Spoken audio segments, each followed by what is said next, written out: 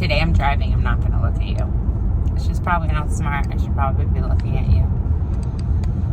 I'm just processing dropping Aubrey off at school for her last day of Jewish school for the foreseeable future. We're going to start her in summer school at an LAUSD school, and then we're going to go into the year. She got approved for autism services and is going to be going to a specialized classroom with children who struggle with similar things.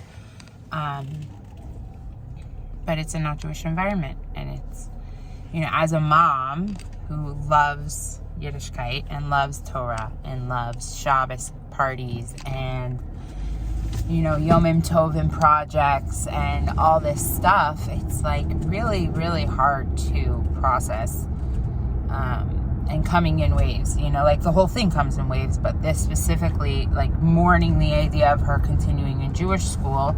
And of course, it's also, I'm so excited and grateful and lucky that LAUSD authorized these services, because it means that she's going to get like an amazing amount of services at no cost to me, all synchronized in one environment, you know, with children like-minded with similar challenges. Like, it's a beautiful, beautiful bracha that she has, but also at the same time, kind of like, I guess what I named this channel, it's hard and it's okay.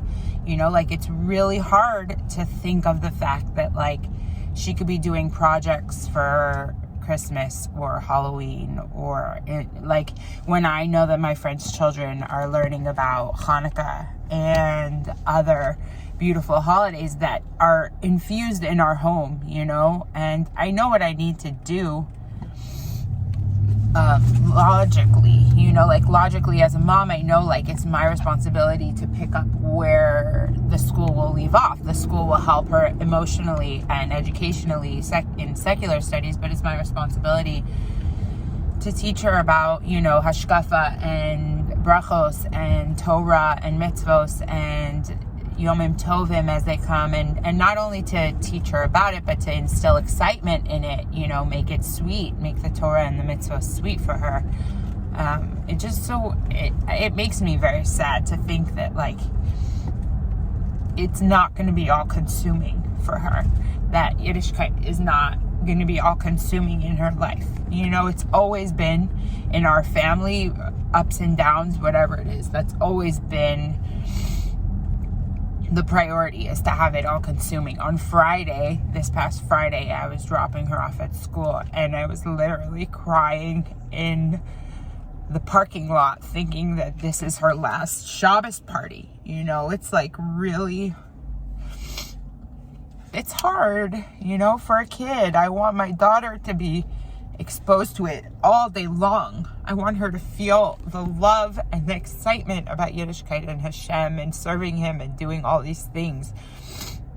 I don't want her to feel different. I don't want to feel like I'm playing catch up, because I want it to feel like it's the priority always. So logically, I know like I have to do that stuff. I have to look into extracurriculars for her, and I'm sure there's tons of options. LA is a very, you know, Baruch Hashem, it's like a bustling, beautiful place with Yiddishkeit and lots of patchworks of different types of services and programming offered to children who are in similar situation as my daughter Gabriella. You know, it's not a cookie cutter life we live, and Yiddishkeit and children in school, and especially now with like, you know, diagnoses and challenges and delays and things like that, like it's not a cookie cutter world we live in. So thank God there are things. So in addition to me, you know, infusing Torah and learning of Torah and mitzvos in the house, it's also finding other ways and means for her to have the camaraderie and connection and Torah in her life, you know, on a day-to-day basis. And then just davening that this is a temporary thing, that she's able to, in the next year or 2 years or 3 years or whenever Hashem wants it to be, you know, that she is able to then reintegrate, because it's not about what I want, I guess. It's really about what's best for her, you know. I really want to make sure that she's thrives at the best time. I mean, she's the best. She's the best. She literally today I'm dropping her off at the last day, and I'm like holding back tears the whole time. And every day going to school and coming from school, there's a security guard named Raymond who's like just the nicest person. He's just like the sweetest, and it's like a beautiful opportunity for Kiddush Hashem. So we like every day we roll down the window and we say hi and we say good morning. She's like, let me say hi to Raymond. I open the window. She looks at Raymond and she goes, hi Raymond, have a good day. Keep thriving.